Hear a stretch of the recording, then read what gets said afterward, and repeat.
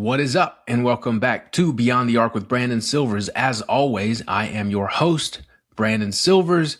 Did the men's bracket yesterday. That means today, I'm going to fill out my women's bracket. Whew, different strategy going into this. I watch a lot of women's basketball, so I think I know everything, so I don't make any notes. So we're just going to go in and fill it out. This is a terrible strategy, but I'm too old and set in my ways to change. So let's get started.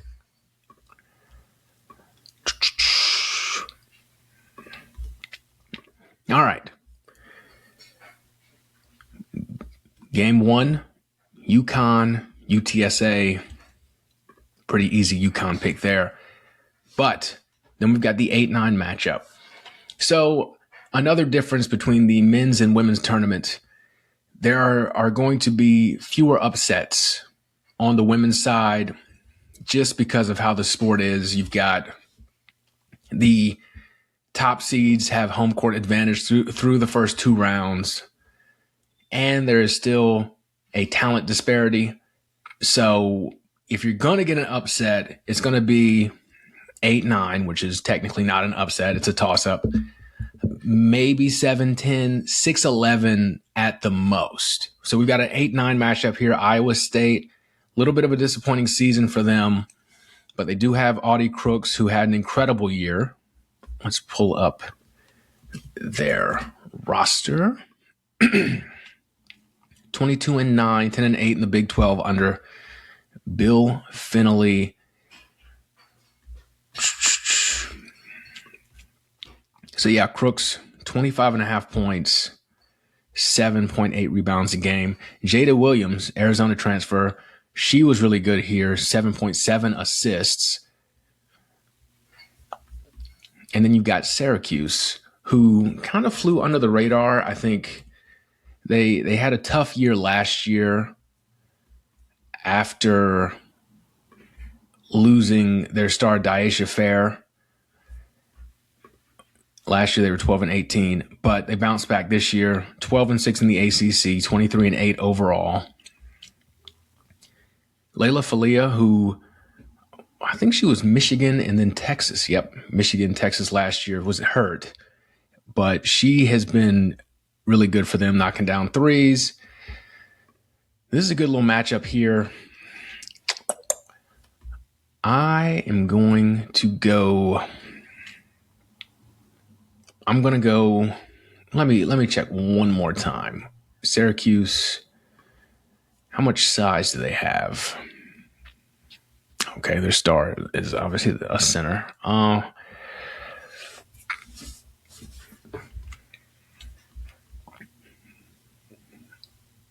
Yeah, I'm gonna go Syracuse here. Then we've got a 5-12 Maryland, Murray State, Brenda Freeze in March. She seems to know something that the rest of us don't. So we would go Maryland here, North Carolina, Western Illinois, North Carolina, Notre Dame, Fairfield. Notre Dame, another team. I mean, you lose Olivia Miles in the portal, you're going to have a tough time. And, Hannah Hidalgo is still really good, but I would say Notre Dame has underachieved, but they still have made the tournament. Fairfield, this is a really good mid-major team. 19-1,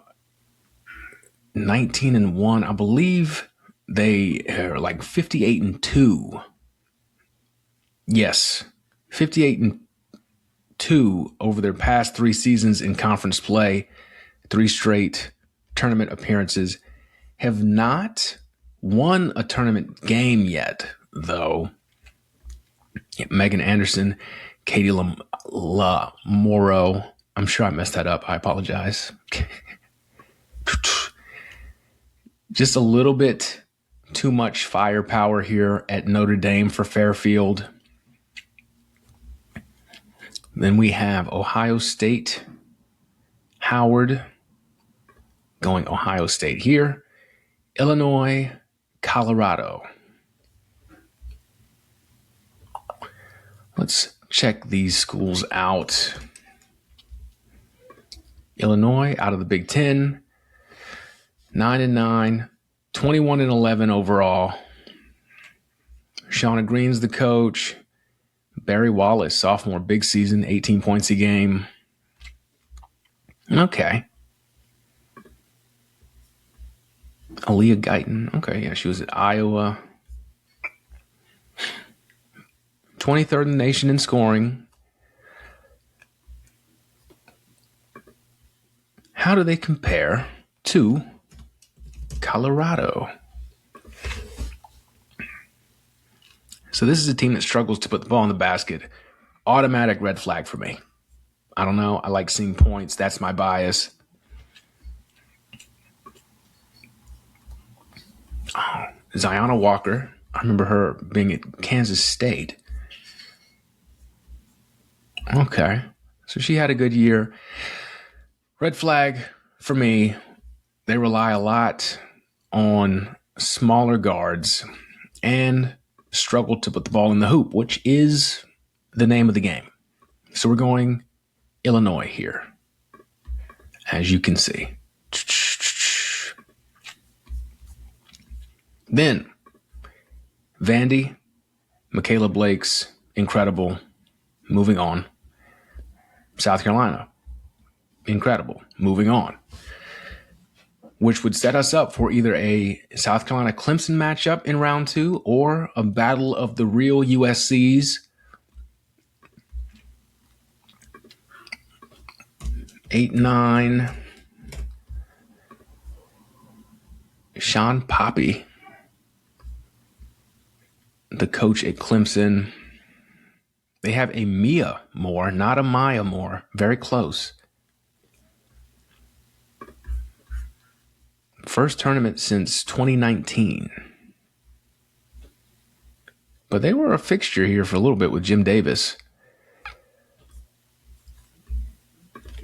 Now, I'm more familiar with Southern Cal for obvious reasons. Lindsey Gottlieb. They got Jazzy Davidson, the star freshman. She's had a really good year. Cara Dunn. London Jones transferred from UCLA to USC, which is weird to me. Kennedy Smith, strong sophomore season. This is one of those things where I think I know so much because of how much I watch. And so I'm more familiar with Southern Cal, so I think they're better. So I'm going to go Southern Cal. All right, Michigan State, Colorado State. Going Michigan State here. Oklahoma, Idaho. Going Oklahoma. Washington, South Dakota State. Now, this is interesting because South Dakota State is a really good mid-major team and has been for a while now. So even though they are the 11 seed, that is like my threshold for upsets in this tournament.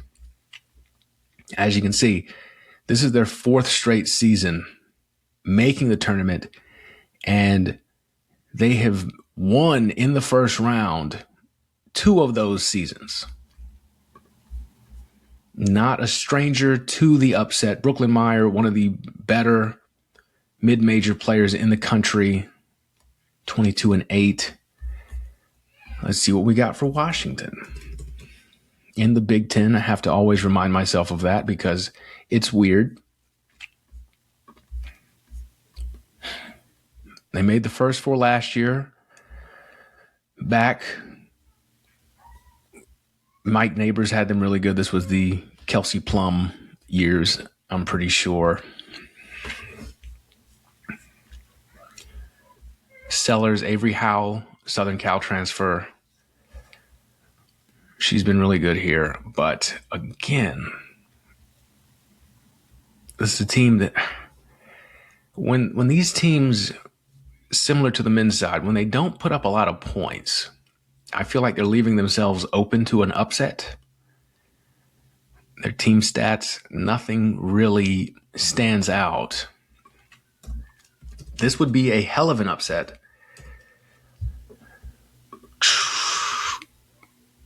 Man, I think I have to pick it. And so I will. All right, TCU with the aforementioned Olivia Miles. We'll talk about them more later. Going to pick them over San Diego. Georgia versus UVA or Arizona State. Those 10 seeds are in the play-in here. They do 10 seeds instead of 11 seeds on the women's side. I don't know. I can't talk today. Let's see. So Arizona State, they have a bright future. First year under Molly Miller, 24 wins. That is their most since 2016. Who's on that team? Sophie Brunner. Okay, not really any super big names.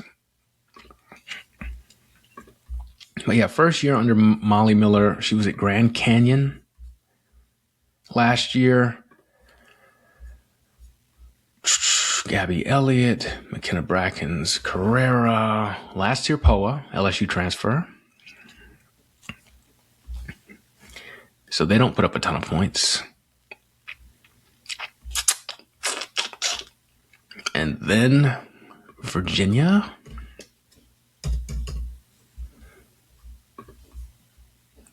Dawn Staley's alma mater, Kamora Johnson, really good player. Yeah, she's been really good all 3 years. 19 and 6 assists and 2 steals. Samaya Smith. So this is an interesting matchup here with the play-in with Samaya Smith and last year Poa.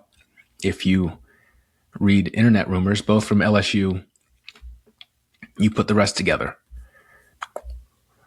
First tournament appearance for them since 2018.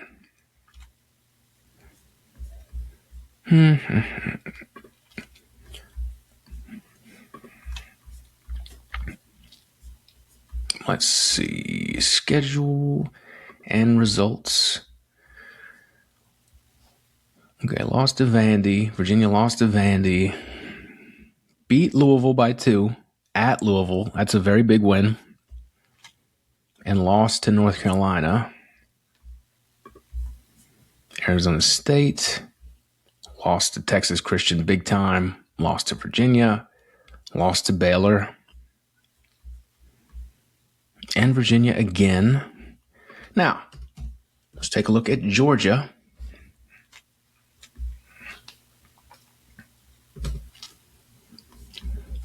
Georgia women.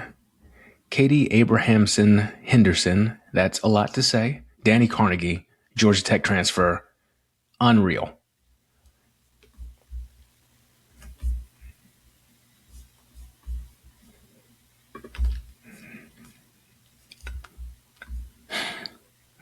Okay. Lost to the usual suspects. Ole Miss, LSU, South Carolina. Did beat Ole Miss here on January 18th. Yeah, Carnegie had 32 and 11 rebounds. Lost to Kentucky, lost to Texas. Beat Vandy, lost to Oklahoma. Beat Kentucky earlier in the season, lost to Bama and Tennessee. So Georgia has played better against better teams. We're going to go Georgia here. We're going to go Iowa against Fairleigh Dickinson. I do want to shout out Fairleigh Dickinson real quick. Second straight season making the tournament. Second straight season going undefeated in NEC play.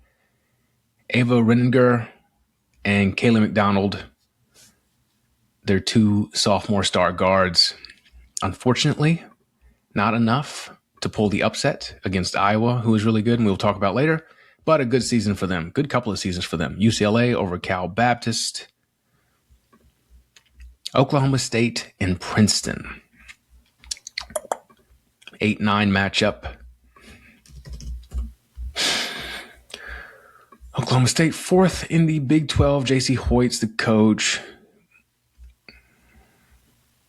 Score a lot of points, 81.5. That's 15th in the nation, and it's a balanced attack, too. They've got almost 6 players in double figures. That is impressive. A lot of guards.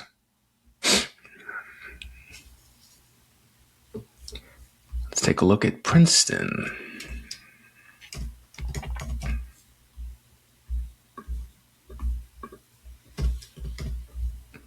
Princeton women won the Ivy League regular season and tournament.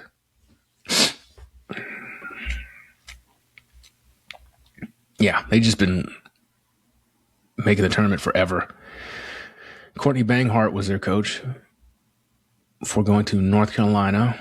Well, let's see. Okay, that's COVID. That doesn't count. So 1, 2, 3, 4, 5, 6, 7 straight appearances in the NCAA tournament for them. Madison St. Rose, really good player.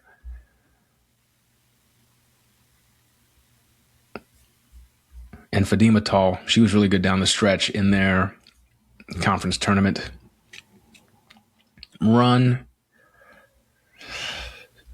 Yeah, they've won 7 in a row. Won 15 in a row at one point this year. Played Maryland early in the season, lost by 16, but that is what it is.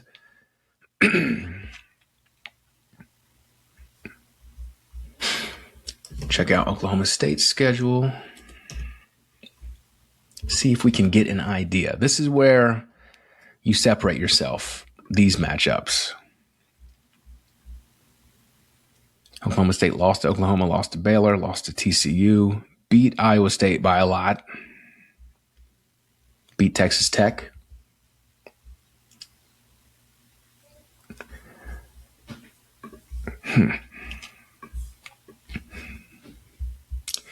Something about Princeton. I think I want the UCLA Princeton matchup.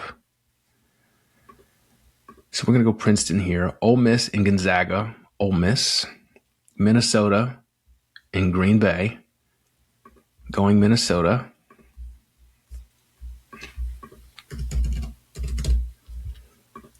I will say, yeah, Green Bay had a really good season. Every small team did, but anytime you win your regular season championship and your tournament championship, even though I believe Horizon does the gauntlet style, but that's how you get your best team in the tournament.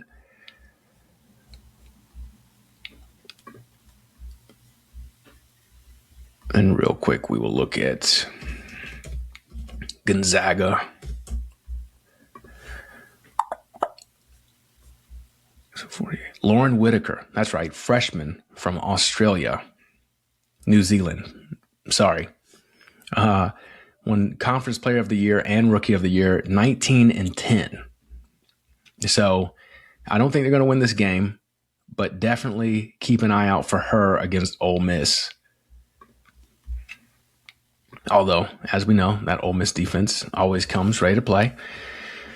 6th seed Baylor. Talia Scott transferred there. She's helping out the scoring woes that they have had in the past against Nebraska or Richmond. This is a 6-11 matchup. So they do 1-10 play-in and 1-11 play-in. That's interesting. The Nebraska women. So the Big Ten is tough, and I recognize that. And they score a lot of points. But when you are this many games below 500 in conference play, I mean, they're 7-11. Yeah. You know? Richmond is always a really good mid-major program. No, not the men. Richmond women. Perfect. Maggie Dugan, watch her play. 21, 8, and 4.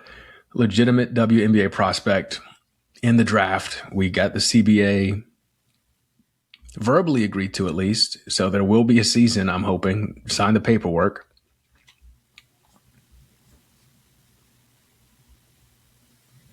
So yeah, they've had a really good year, really talented team. Played TCU and Texas, lost to both, but beat Green Bay, who we saw was in the tournament.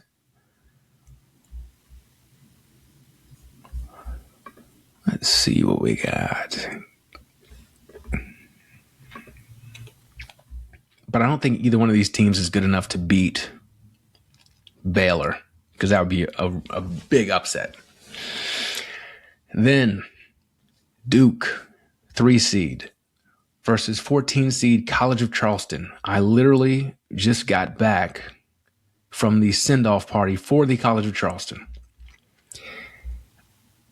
My emotions would tell me to pick them. First tournament appearance ever. The Barbeau twins, fantastic players. They got Sophie Tugas, great 3-point shooter. Grace Ezebilo set the school record for rebounds in a season this year. Fun style. They like to pressure a lot. They won both the regular season and the tournament championship. I think it was the first time winning the regular season too. 27-5 under Coach Robin Harmony. Yeah, as you can see, top 50 in both points per game and points in scoring defense. Taryn Barbeau, their leading scorer, back-to-back Player of the Year awards in the CAA, and she also won Rookie of the Year as a freshman. Taylor Barbeau she had a triple-double earlier this year. I believe she leads the CAA in assists. Tugas, who I mentioned, as a below 11.9 rebounds per game.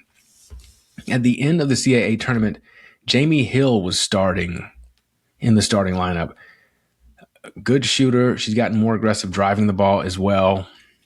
As you can see, 3 straight double-digit scoring games. So that's interesting. I wonder what the change was about. And this was a player who averaged, as you can see, 5 minutes a game as a freshman, started coming on last year, but got hurt, and then came back, missed the beginning of the season, but came back and has looked really, really good. Unfortunately, if I'm going to pretend to know, then I have to pick Duke. However, I hope College of Charleston proves me wrong, because I love that team. They're great. All right, 7-10 Texas Tech, Villanova.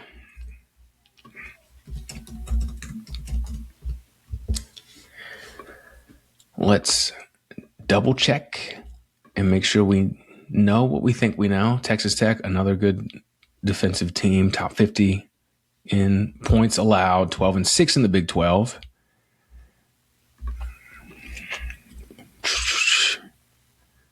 A lot of experience here, my goodness.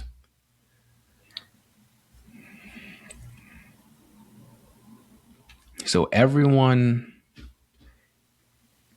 that truly contributes is at least a junior. I mean, they've got one junior. Everyone else is a senior. But looks like they had a little bit of great start to the season. Yeah, won 19 in a row to start the season. Then kind of up and down after that when they really got into the thick of the schedule. But then they got this, and they beat TCU. They beat Baylor twice, one time a blowout. What is this team? What is this team?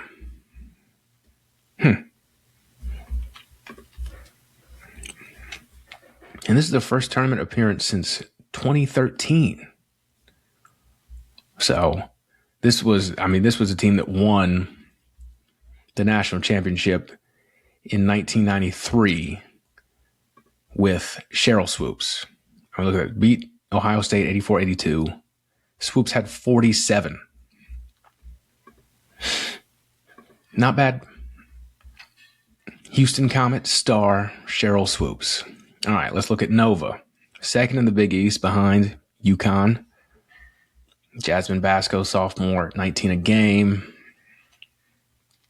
Kelsey Jones from the Jones family. Ashley played at Iowa State, I believe. Her sister. Let's see how they did. They lost to Princeton, lost to Fairfield, 2 tournament teams there. They did beat West Virginia pretty easily.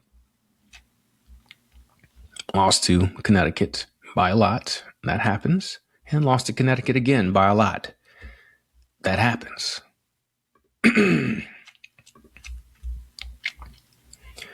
going to go Texas Tech here, LSU Jacksonville. Good luck to Jacksonville, but we're going LSU. Let's look at Jacksonville because I did watch their conference championship game, the ASUN, and I remember Special Jennings is their coach. Yep, 24-8, finished second in the ASUN. Yep, Priscilla Williams, their senior, 15-9. Excited to see her in the tournament against a team like LSU. And this is their first tournament appearance since 2016 when Coach Yo, Ole Miss's coach, was their head coach. But yeah, Priscilla Williams, good player. Good player. So where are we at? The next region. Texas. I believe that is Missouri State and Stephen F. Austin going with Texas, the 1 seed. Oregon and Virginia Tech. 8-9 matchup. Let's check them out. Oregon. Kelly Graves still here. 22-12.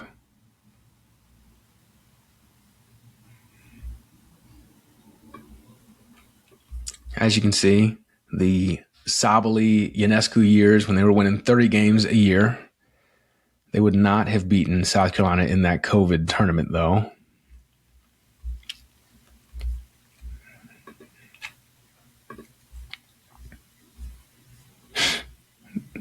All right. Amina Muhammad. She played for Texas, yeah. Kane. All right. Not bad. Let's see who they have performed against. Lost in double overtime to Michigan. Lost to UCLA. Beat Southern Cal. Lost to Michigan State and Iowa. Beat Maryland twice. Virginia Tech, Megan Duffy.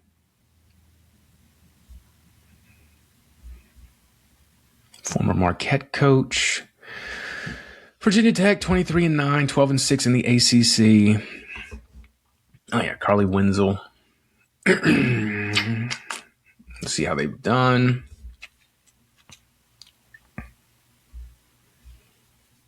Lost to Louisville, North Carolina in overtime. North Carolina again. Beat Virginia by a point. Beat Virginia by 12 points. Beat Clemson. So they've beaten some tournament teams.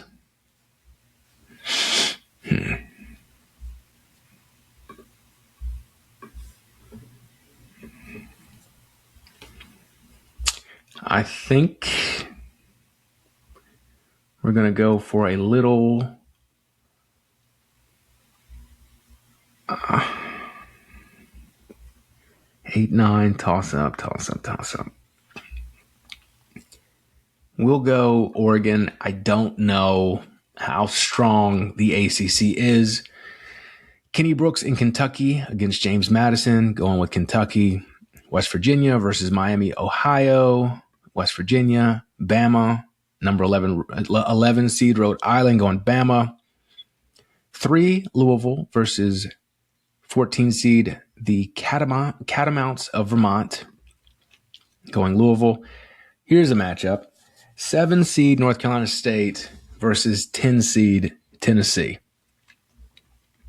You want to talk about disappointments. Let's start with North Carolina State. Come on. North Carolina State. This is like one thing with the sports reference websites is they want you to they alternate between whether they want the abbreviated name or the government name of the school. I don't get it. Westmore has been here forever. At least it feels like. 20-10 this year, 13-5, fourth in the ACC. Not bad. But when you look at what they have been in recent years, they've made the tournament every year since 2017. And Moore has been here since 2013. Before that was Kelly Harper. Okay. So yeah, this is a team. They made the Final Four in 2024. And then back-to-back years of 28 plus wins at 31. And this 20 wins feels depressing for them, especially like they lost talent, Isaiah James in particular, but they brought in Camille Pierre from Vandy, kind of shocking. And she had a good season. 17-12, not quite scoring at her 20 a game she had at Vandy, but rebounding better. They got Zoe Brooks still, Zam Jones, Trieger, and they got Cadence Samuels from UConn, I believe. Yep. There's talent, but just they just couldn't really put it together. And these teams met the first game of the season, and NC State beat Tennessee by 3. Lost to Southern Cal by a point, lost to TCU by 10, Oklahoma in overtime, Louisville in overtime, North Carolina by 2, Duke beat them pretty good, and then Notre Dame in the ACC tournament. And you look at the close games they lose, and you're like, okay, this is a team that's knocking on the door, but this is just kind of Westmore teams. The execution leaves a lot to be desired. So that's the bad news. If they're not really beating people handily, then they're probably losing a close game. Even against, it's impressive you're staying close with these top teams, but it's one and done in the tournament. So you don't get any prize for keeping it within 10. The good news for them, they're playing Tennessee. Kim Caldwell, the wheels have fallen off. I was really shocked to see them make the tournament. Talasia Cooper, Janiyah Barker, Lazaria Spearman, Mia Paldo, they're big contributors. This has been a weird season for them. Again, they lost the season opener against NC State, lost to UCLA, lost to Louisville. And they were like the Louisville loss in particular, that looked like a team that quit. But then they figured something out, and they won 7 in a row, including beating Bama at Bama and Kentucky. And so you're like, okay, they've figured something out. But they didn't, because then you lose to Mississippi State, which improved team, I think. Let me double check that. But not an improved team, but they lost a lot of talent. But an okay SEC team.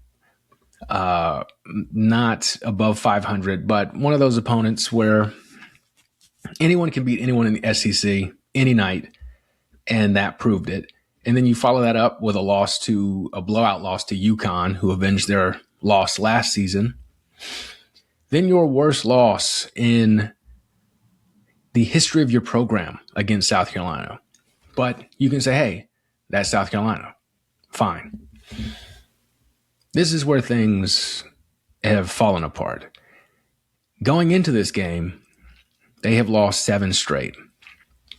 Even worse than that, Caldwell has handled it poorly. Her press conferences are just talking about the players quitting, which is true, but also a reflection on her and her coaching.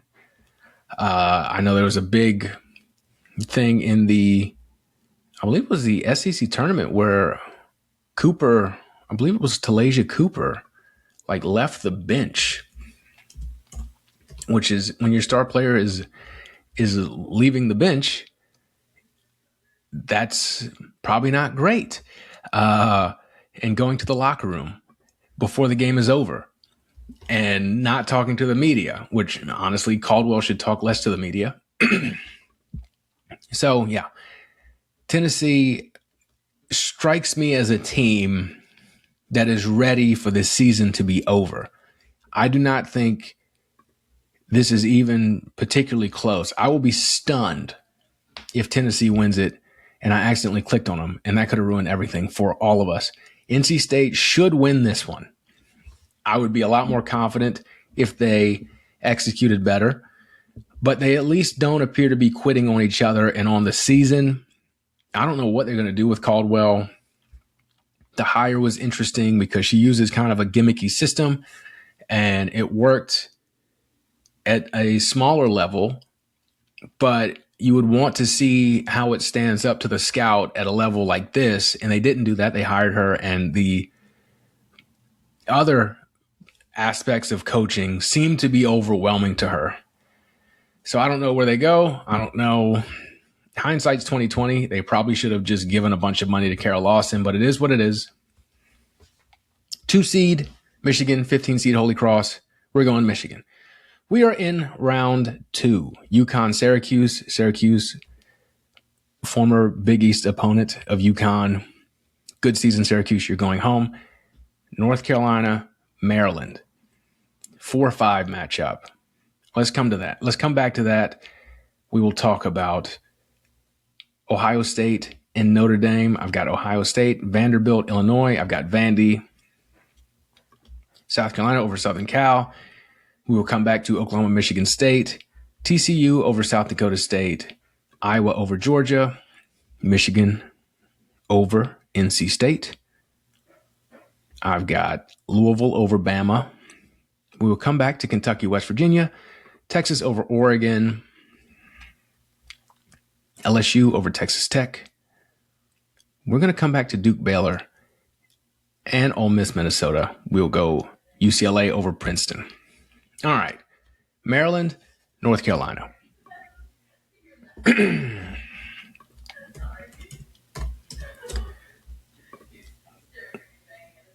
Brenda Freeze, again, always feels like she has something up her sleeve come March. 23-8 this year, 11-7 in the Big Ten.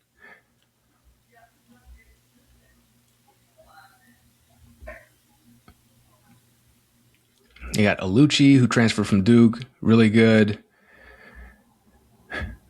Garzon from Indiana, yep, really good. The freshman Addie Mack has been good. Sailor Poffenbarger started at Connecticut. I forgot about that. Connecticut, Arkansas, Maryland. She was a double-double machine, I want to say, at Arkansas. 10 points, 11 rebounds. I don't know if it quite rose to the level of machine, but, good. How did they look this season? What stands out here? Beat Kentucky pretty easily.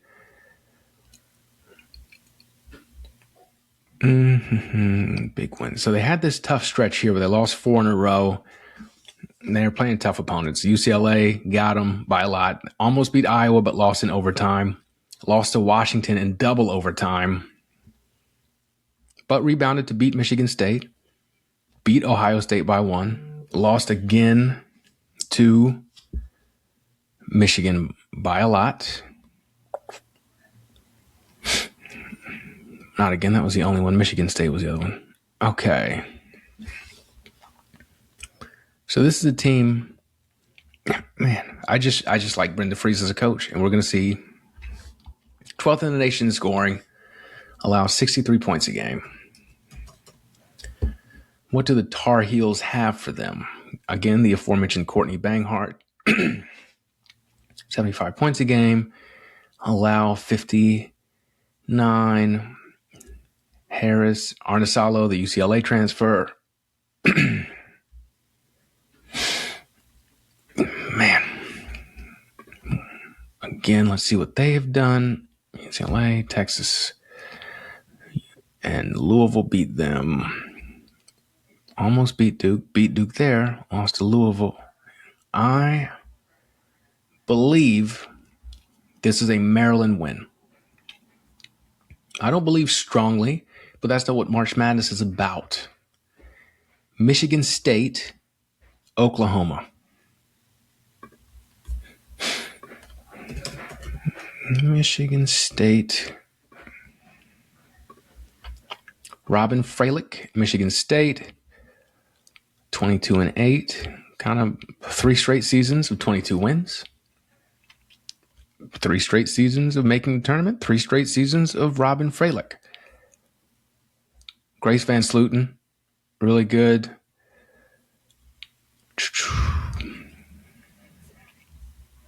$83 points a game.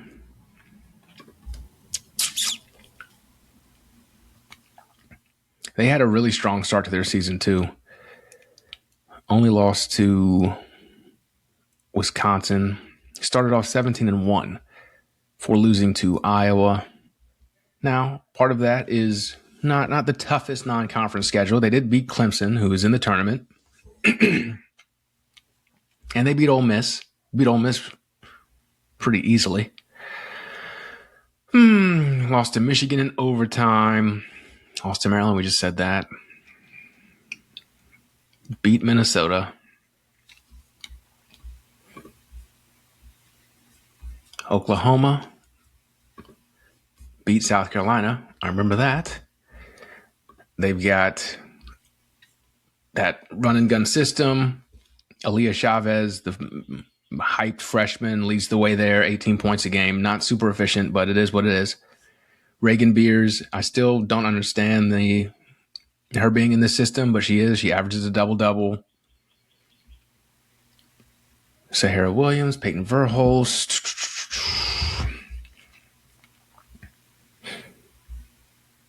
Lost to UCLA, beat Oklahoma State, beat South Carolina, lost to LSU, lost to Kentucky, lost to Ole Miss. That South Carolina win was just, the win against South Carolina was crazy, just watching it.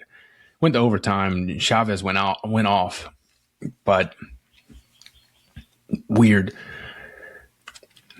Texas Vandy lost big to LSU.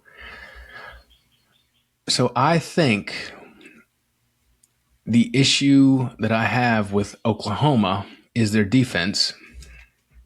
They're third in the nation in scoring, which is good. But they give up a lot of points. Like when their defense is bad, it's really bad. Michigan State isn't a lot better defensively, but we don't see people really hanging 112 on them like we do Oklahoma. So I think they are definitely good enough offensively to hang and good enough defensively to hold on. I think Michigan State advances here. Who else did we miss? So Michigan State moving on to face South Carolina. We got to look at Kentucky and West Virginia. Kentucky. So my problem with Kentucky teams, with Kenny Brooks coach teams, is they're always soft. Like they can get bullied. They're always very talented, but they can get bullied. Clara Strack, Tony Morgan, very good. But again, Strack kind of in the Liz Kitley mold, and she played She played with Kitley at Virginia Tech. Actually, when Kitley tore her ACL as a senior, Strack stepped in and performed well. And as you can see, they beat Louisville, barely lost to Maryland. But Strack kind of reminds me of Kitley in that she would prefer not to be in the low post banging. Beat LSU at the PMAC, which is impressive. Beat Oklahoma, lost to Tennessee, lost to Vandy barely.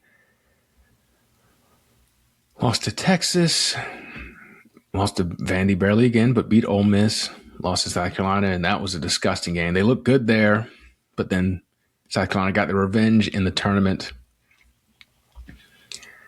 But Kentucky just isn't tough to me.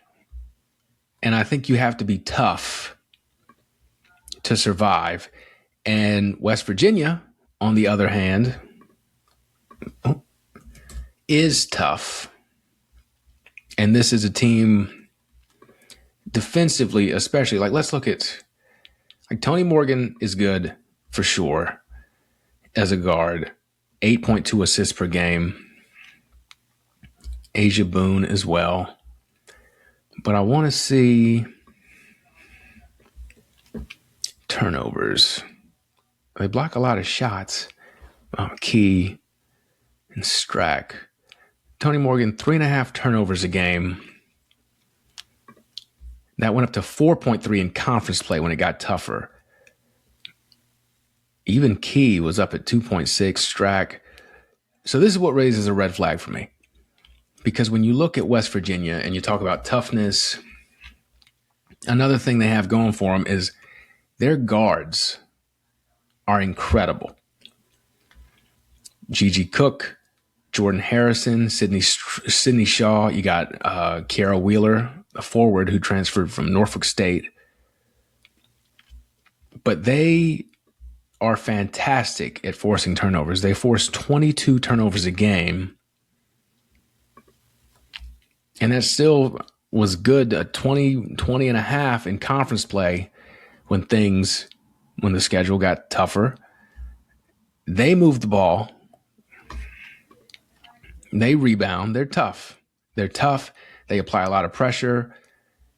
3 steals a game for Harrison, almost 2 for Shaw, 1 for Gigi Cook. I think this is just a tougher team. I think they're going to force a lot of turnovers, and I think they end up winning this game. Baylor, Duke. Let's take a look at Baylor again. Nikki Collin, 24-8, 13-5 in the Big 12. I mentioned Talia Scott, 20 points. Dariana Littlepage Bugs, a tough player.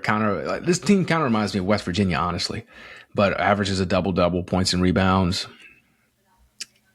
Bella Fauntleroy, 9 points, 6 rebounds, and then they got Dang, who transferred from Auburn, who can really shoot it. This season, beat Iowa State. They lost to West Virginia, lost to Texas, lost to TCU, lost to Texas Tech, lost to TCU again. All right. So Baylor's a good team.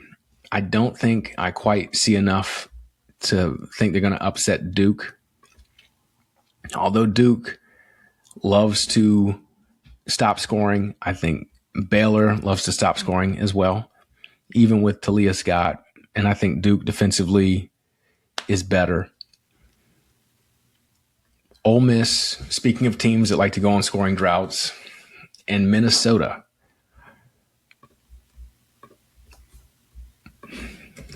Minnesota, I believe they had one of their best seasons in a while, 22-8.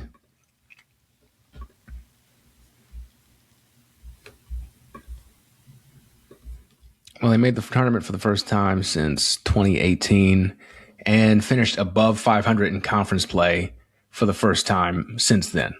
So they've been winning games, just not conference games, which matter.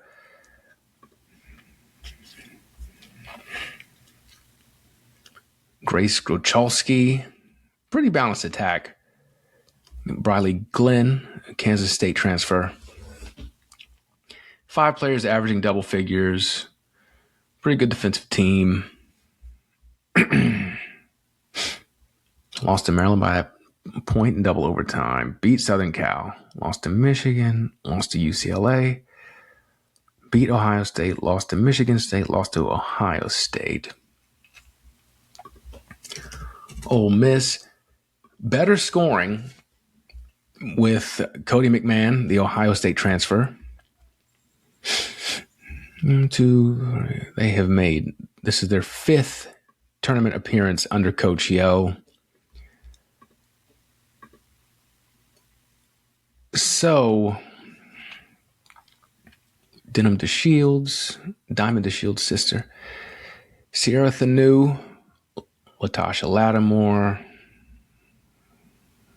Yeah, Cody averaged 20 points a game this year. 75 points a game for Ole Miss. For the 2nd year in a row, they have gotten above 70, which is big for them. But the defense has taken a slight step back. And my concern is Cody McMahon is their best player. And she used to play in the Big Ten. So this is a team that is familiar with her. Now, how well did they do against her? Well, they lost by 34 here. So, not 34, 24. Sorry. South Carolina math. She was 5 for 8 this game, 9 rebounds, no turnovers.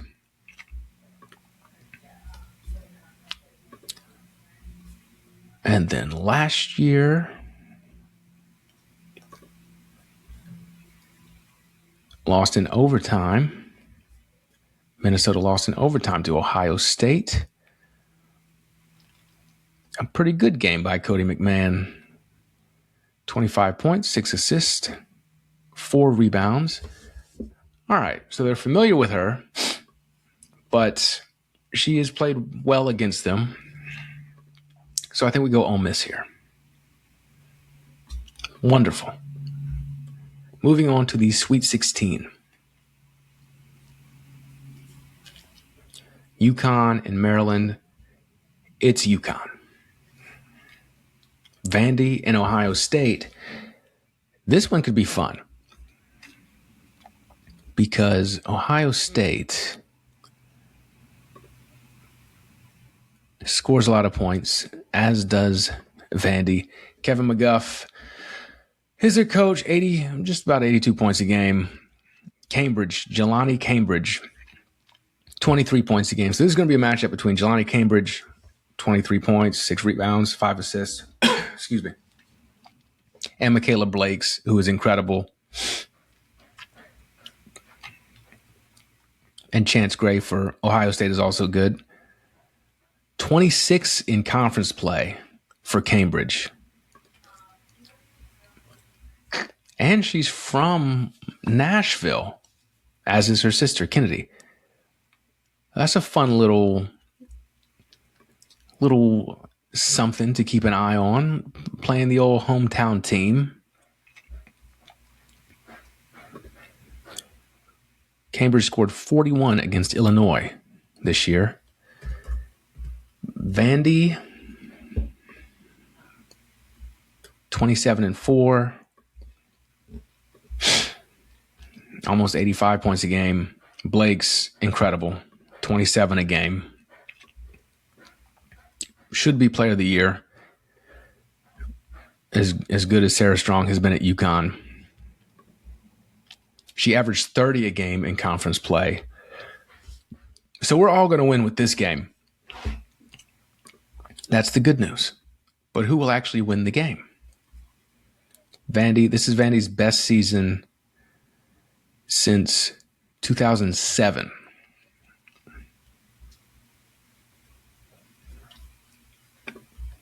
27-4. Shea Ralph, incredible job. Aubrey Galvin, incredible freshman point guard. They got Jackalanga, Winantanda from Texas.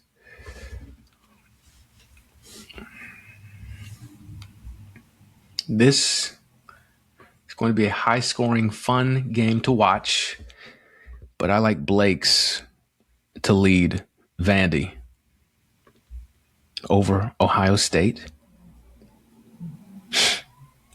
Michigan State, South Carolina. Iowa, TCU.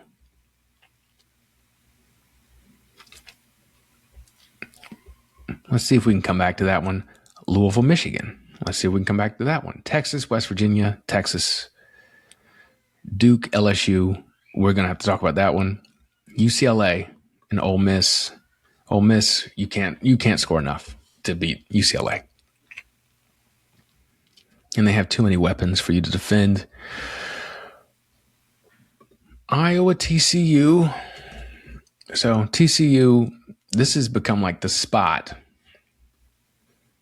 under Mark Campbell to improve your draft stock. A little bit of a dip. They didn't win. Well, they still have the tournament, but probably not going to win another 34 games. But 29-5 before the tournament starts, pretty good. Olivia Miles, as you know, awesome player, triple-double threat. Marta Suarez, fantastic scorer. Donovan Hunter, transfer from Oregon State, really good. Clara Silva, she has been good. Kentucky transfer.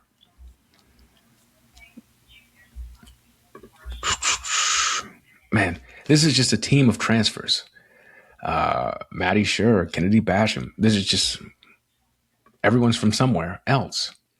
Mark Campbell, he knows what he's doing. This is what he wants to do. He says, I'm not going to recruit high schoolers. I'm going to recruit transfers. We're going to have experience, and we're going to win ball games, and we're going to score and play fun, open, freestyle. Now, Iowa, who I was told only existed with Caitlin Clark, but Jan Jensen, once again, has them playing well, taking over for Lisa Bluter, second year.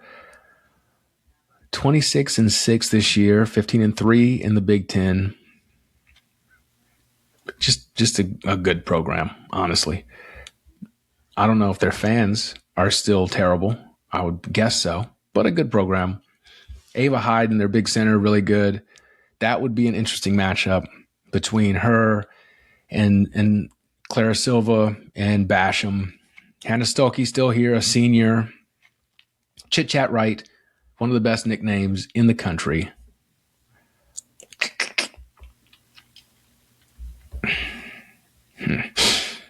This feels like Iowa is a little bit more battle-tested. So we're going to go with them. Louisville, Michigan. Michigan is overrated to me because they have good losses. So they've come the closest of anybody to beating UConn. They lost by 3. They drilled Notre Dame at the beginning of the season. They lost by 3 to Vandy, beat Michigan State, lost by 3 to UCLA, beat Michigan State again. Iowa got them really good. Maryland got them really good. Then Iowa got them really good again. So as of late, the losses have gotten a little bit worse. Olivia Olson, fantastic scorer. Silas Swords. Ninth in the nation in scoring. And then on the flip side of that, Louisville has kind of flown under the radar. Jeff Walls, who he had them knocking on the door of like a Final Four, and then Haley Van Lith transferred. But whatever, it ended up at TCU at one point. 27-7, second in the ACC. Roberts, Barry, Ziegler. I cannot say that Turkish girl's name. I'm sorry. McKinley Randolph, Zach Randolph's daughter. So they score a lot of points, but as you can see, pretty balanced. 7 players averaging at least 8 points a game. And lost by 13 to UConn to open the season. Lost by 10 to Kentucky. 2 to South Carolina. That was a scary game. Beat North Carolina. Beat Tennessee by a lot. Beat Notre Dame. Lost by 1 to Duke. Beat North Carolina. Lost to Duke in overtime in the ACC championship game. I think Louisville's better.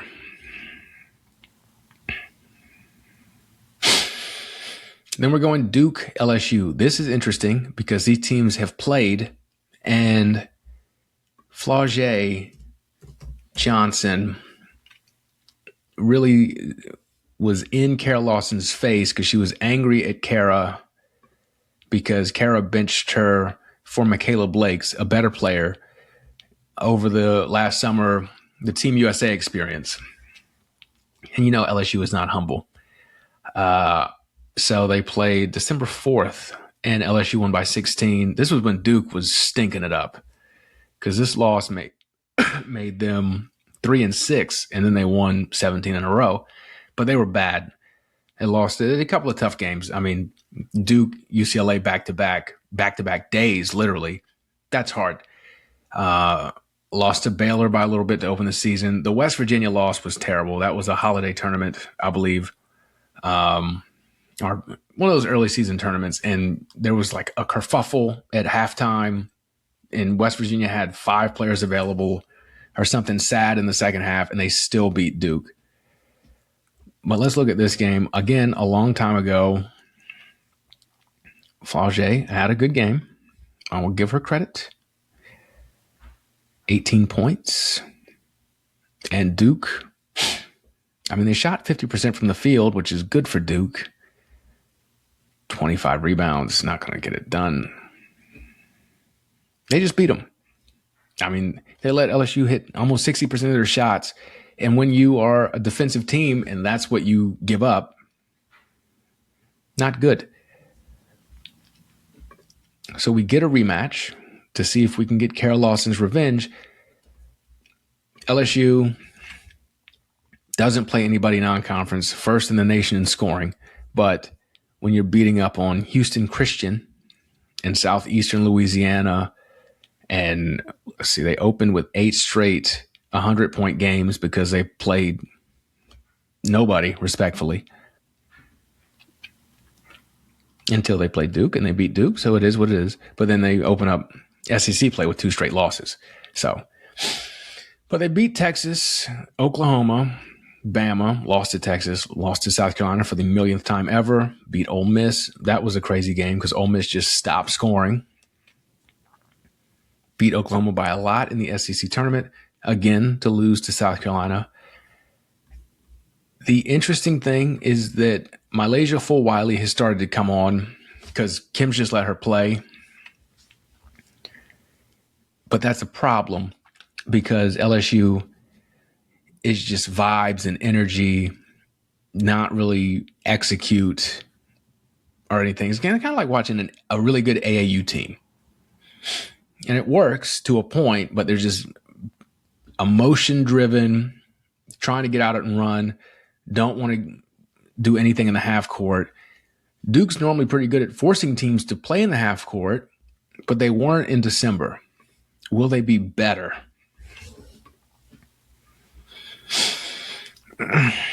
I don't think so.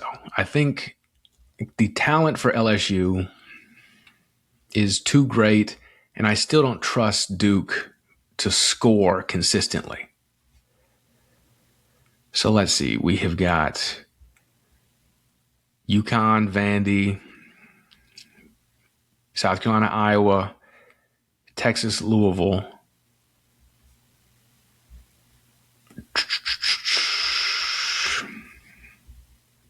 UCLA, LSU in the Elite Eight. UConn, Vandy, Player of the Year matchup, Sarah Strong and Michaela Blake's. I'm going UConn. They're tough. It is what it is. They haven't lost all season. South Carolina, Iowa rematch. South Carolina Texas, Louisville,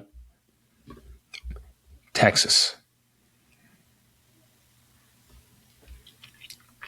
We will talk about very soon. Then LSU, UCLA. We haven't talked about UCLA yet either, but they're going to beat LSU. LSU just doesn't have the size to deal with Lauren Betts, and I don't think they can force the issue enough to get them out and running like UConn did last year and like punch him in the mouth. And if you can withstand LSU's initial emotional burst, then you can kind of hang tight with them and just claw your way back and just be patient and let them kind of run out of steam if you are on their level or above them talent-wise, which I think UCLA is. So, Final Four, another rematch, UConn, South Carolina, and UCLA, Texas. Whoa, all the 1 seeds, which is not uncommon in women's basketball. No team lower than a 3 has won it all, I don't believe. And this was the Final Four teams last year, too, if I'm not mistaken. Just in different order. It was South Carolina, Texas, UConn, UCLA. UConn, South Carolina. So I'm a South Carolina fan. I would love to pick South Carolina. I will be pulling for South Carolina. I am concerned about South Carolina because the difference between South Carolina and UConn. South Carolina, UConn, Gino always has like one lead star, a secondary star, and a bunch of really good role players. South Carolina is more of an, outside of the Asia years, in the Aaliyah Boston years, even though it was kind of muted then too, they don't really follow that format. So sometimes they can get stuck looking at someone else to pick up the slack versus UConn is just like, Sarah, you got to go. Or last year, Paige, well, it was a lot of Sarah, you got to go last year too. Or whoever, you got to go. And then if they can't, then you turn to AZ Fudd, which is that would be a number 1 everywhere else. Dawn squads don't really do that. I think they've tried to do it this year with Joyce Edwards, and she averages almost 20 points a game. I don't think she is quite ready to do that at the level they would need her to do it to win a national championship. I think there's still a lot of stuff to clean up in terms of effort defensively and rebounding. And the players I'm talking about who do this for UConn, that's not really a concern for them. They just have to do it all, or they got to deal with Gino. And Dawn's similar, but Joyce she just has stuff to clean up. As far as her offensive skill set, it's not quite where it would need to be, to where it's like, we need a bucket. Let's give it to Joyce. She's going to give us a bucket. It's still, there's stuff to clean up on that end too. Then you've got Medina Okat, who has been really good, but reminds me of pre-SEC tournament Camilla, in the sense that the aggressiveness isn't always there. I was hoping Tania Latson would be kind of that star that I'm talking about. Transfer from Florida State, led the nation, 25 a game last year at Florida State. She doesn't seem confident in her role. I know it's tough too. She's a little undersized. So going through SEC play, it's the most physical conference in the country. I think she was in her head trying to pick her spots and also struggled when it came to finishing at the rim just because of her size, and everyone else is huge down there. Really, someone who should be more aggressive consistently is Tessa Johnson. I see her as like a Kayla McBride type, but we're just not there yet. It is what it is. Raven Johnson has had an under the radar fantastic season. Still does not get enough credit. 3-point shooting, as you can see, 40% of her threes she's hitting. She's a 50, 40, 83 player. If you would have told me that a couple years ago, I would have thought you were crazy. And there's hope for the future. Maddie, and Turnabes in the SEC title game where Texas blew them out. Those were the three who were really giving consistent effort. They're just young. So I think that was a game too where, someone has to, everyone's like, Dawn, call timeout. She shouldn't have to call timeout. Someone should be like, I'm going to make it my mission to stop this run. And I'm going to make it my mission to crawl back into it. And I haven't really seen that from this team this season or last season. That was something where I think last season it hurt them, where they would just be looking around and like, well, someone else will deal with this. No one else is going to do it because you're all thinking the same thing. I love them. I'm going to be pulling for them. I just don't think they get UConn this season. Texas, UCLA. Here, I'll let you see. I did make the pick. It pains me to do so. I hope I'm wrong. All right. Texas. Just mentioned they beat South Carolina in the SEC championship game.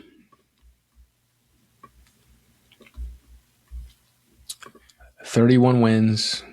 They were second in the regular season. This is 3 straight 30-win seasons for Vic Schaefer. Vic didn't even take his coat off in that SEC championship game, I don't think. That's crazy. Look at the scoring. 85 a game. 7 points better than last year. 5 points better than when they were in the Big 12, which is a different type of playing style than the SEC. So they had the back-to-back losses, very close against South Carolina and LSU. Then Vandy got them. But this was a big game. This Vandy game was a big game. I should have emailed my friend Kim Singleton to get the full breakdown. But as you can see, this was a stretch where Rory Harmon wasn't really playing well. And she has improved, I believe. Yeah, more like herself. 7 assist game here, 4 steals, 4 assists, 3 steals, 4 assists. And they need her to be good, especially I'm a point guard truther. But you can have good losses in the regular season that you can build on. And I think this was one, because then they had to turn around and go to Tennessee and win. And we talked about Tennessee's issues, but this could have been demoralizing because this was not a close game. 16 points, and as good as Vandy has been, then you have to turn around and go to Tennessee. And this is within a week stretch where you're playing Kentucky, you're playing Vandy and Tennessee, hitting the road for 2 of them, and they bounce back. And then since then, they've won 8 in a row going into the tournament.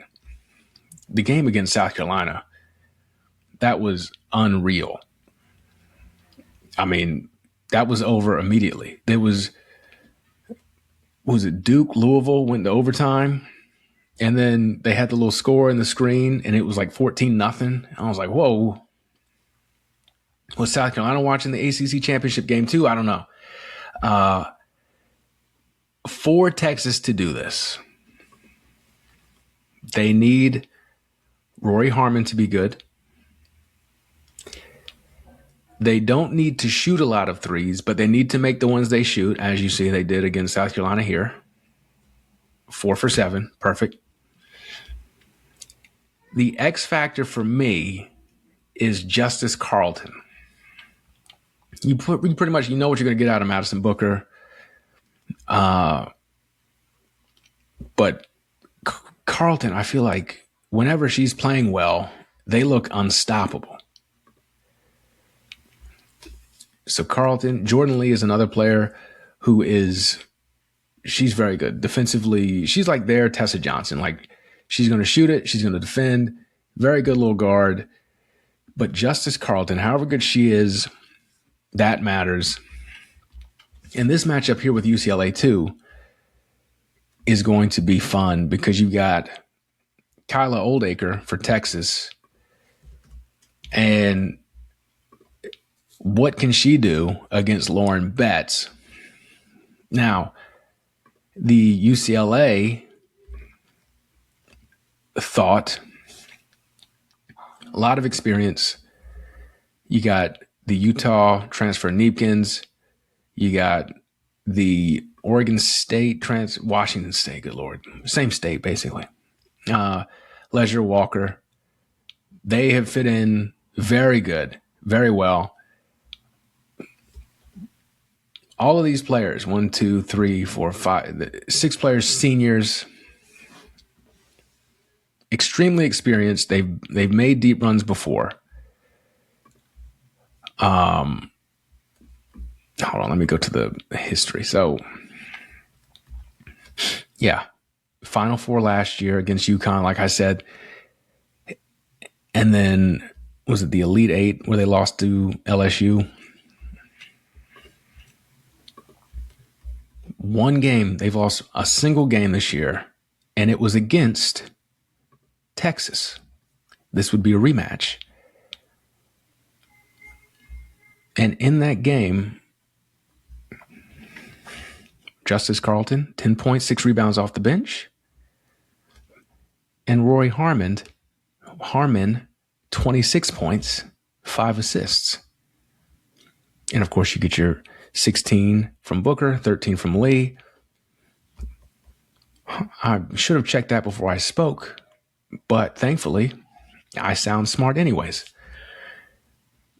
So what does this look like now? Because this was November 26th. That was a season ago. How does Betts look against Oldacre? Kiki Rice has really improved this season. Still not a true point guard, but a great player. Much more efficient. The UCLA question is their toughness and their coaching. I think in this matchup, Vic Schaefer is the better coach. Corey Close is just a tier below. And I think Texas is the tougher team. And to me, that matters. This could just be because UConn made them fold the way that they did last year. And look, UConn did it to South Carolina too in the national championship game. They blew them out. But just the way that UCLA went out was kind of sad. And I just don't know if I believe they can out-tough Texas. And the talent level is close enough that you're going to have to out-tough them.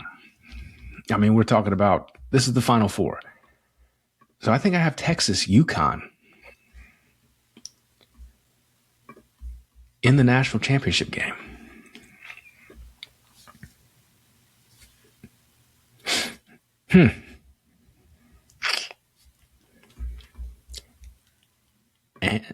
And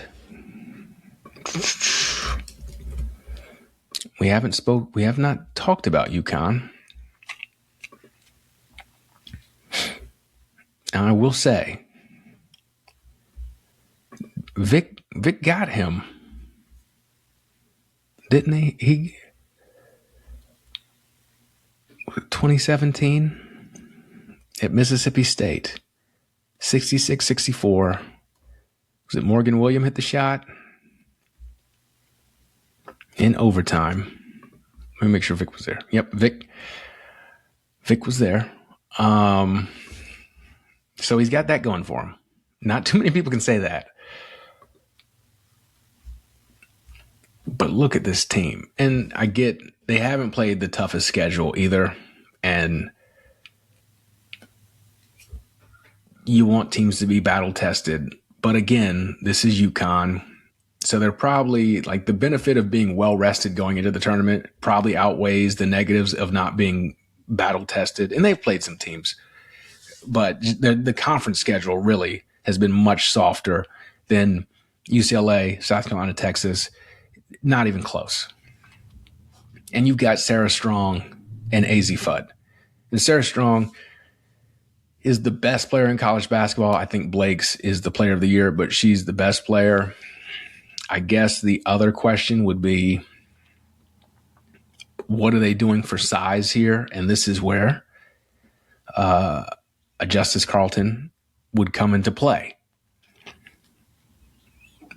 But someone else always steps up in these games for UConn too. Look at Fudd, 45% from three. 3 steals a game for Strong, 3.4. To me, this feels like a team where you need Carlton to show up. Obviously, I feel like this is a team that's going to bother Texas's point guards, whether it's Harmon or Preston, whose energy I like. I think she's going to be really good for them next year. I just can't. We haven't seen anyone beat them yet. And as good as Texas is, I don't think it happens here. I think Texas will keep it closer, so let's see. Let's go 83 to 64 as the final score. What was that going to give us? One? I hope that's 147. I think that's the exact same score I put in for the men's game. So why change? So there you have it. UConn beating Texas in the national championship game. I'm already sick over this pick. I'm still sick about not picking the Cougs. So go Cougs. But yeah, if you want to keep track with the tournament schedule and all sports that you need to be watching, you need to head on over to brandonsilvers.com and subscribe to my newsletter. It's free. It comes out every Thursday morning, so you're going to get right for the weekend. But that's going to do it. I will do updates on the bracket and do some kind of recaps of what we've seen and adjust moving forward. Although I'm a man of integrity. I will keep the bracket the same, but we'll talk more about March Madness throughout the tournament. Very excited. Let me know what your Final Four is. As if I have to tell you, people yell at me all the time. But yeah, thank you for watching, listening, rating, subscribing, reviewing, and sharing. And I will see you very soon.